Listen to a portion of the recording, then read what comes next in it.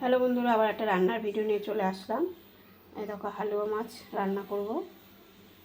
ভালো করে ধুয়ে নুন মাখিয়ে নিয়েছি। আর এখানে আদা নিয়েছি, টমেটো, কাঁচা লঙ্কা, এটা পেস্ট করে নেবো। আলু নিয়েছি, ধনেপাতা নিয়েছি, আর এই দেখো মশলা নিয়েছি।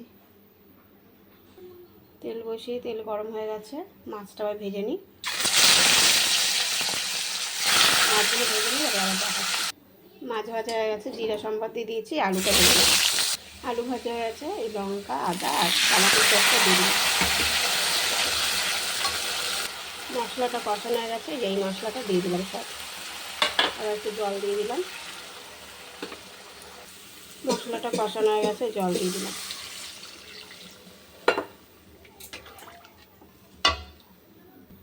মাছের ঝোলটা ফুটে গেছে, এই মাছগুলো দিয়ে দিলাম।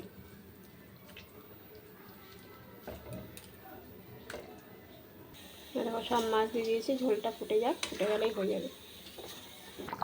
রান্নাটা হয়ে এসছে, দেখো চিনি দিয়ে দিলাম। দেখো আলু সিদ্ধ হয়ে গেছে, আর এই ধনে পাতা দিয়ে দিলাম। রান্নাটা হয়ে গেছে, নামিয়ে দেবো। হ্যাঁ দেখো বন্ধুরা, রান্নাটা হয়ে গেছে, খুব টেস্টি। এর কালকেও কাতলা মাছ রান্না করেছিলাম, খুব সুন্দর। তোমার দাদাভাই বললো এরকম করেই করতে, আবার করলাম আজকে। সত্যি টেস্টি হয়েছে, তোমরা অবশ্যই এটা রান্না করে খেয়ে দেখবে। আর কেমন লাগলো কমেন্ট বক্সে জানাবে।